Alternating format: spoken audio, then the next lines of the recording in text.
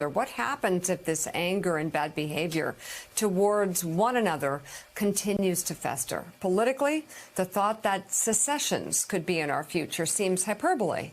But just listen to Texas Senator Ted Cruz discussing a few months ago what he would claim for Texas if it seceded. There may come a point where it's hopeless. We're not there yet. And if there comes a point where it's hopeless, then I think we take NASA, we take the military, we take the oil.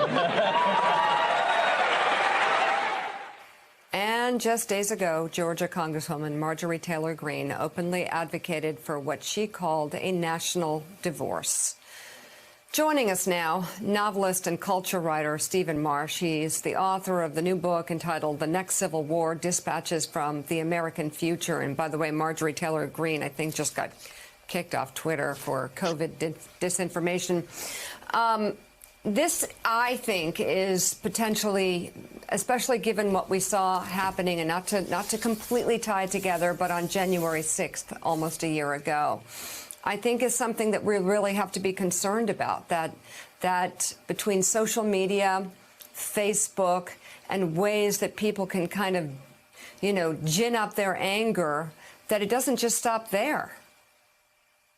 No, I mean, it's a very growing movement. I mean, Marjorie Taylor Greene and Ted Cruz are saying those things because this is a movement and an idea that is spreading across America. I mean, it's the majority of Trump-supporting Republicans have argued for secession, and now it's about 41% of Democrats.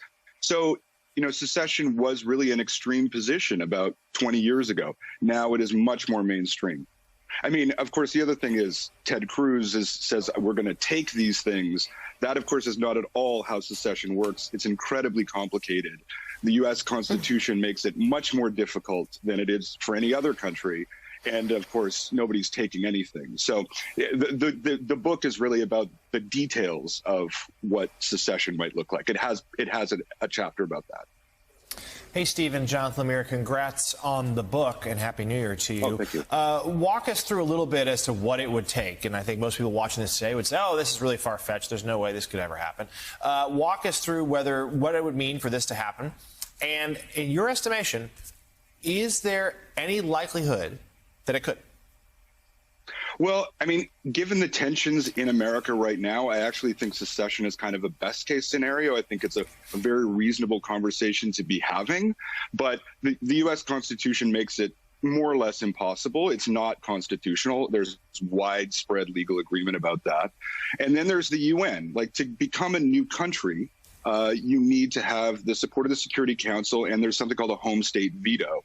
And, there's kind of this romantic association with independence, like it's going to be a bunch of Texans raising their rifles over their heads saying, don't mess with Texas. And that's all well and good until, people won't land an airplane in your airport, or the government turns off the internet in your district, and you can't exchange money, all of which require the UN to facilitate. So, I think it's actually a conversation that America needs to have, but it's really, really tricky legally. It's not something that, just because people want it, it'll happen.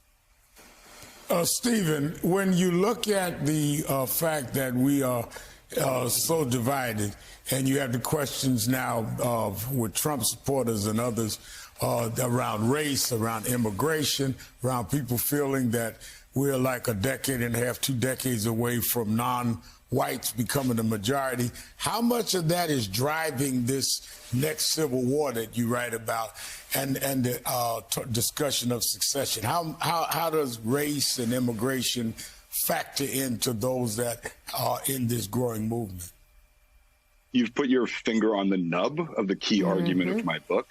I mean, what I would say is that what you see all around the world is that as marginal populations come to equality, the privileged group rebels against that. They hate it. And you can see this all over the world. This is not just an American phenomenon. It's true about Hindus and Muslims in India. It's true all over Africa. And that process is happening in America. And what you see, the really worrying thing about America, why I think secession is not necessarily a worst case scenario, is that violence is rising.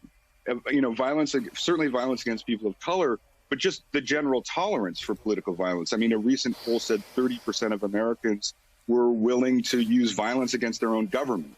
So, you've put your finger on the nub, but I think the consequences of that are rising violence. And the question really is, how do you deal with that rising violence? How do you prevent it?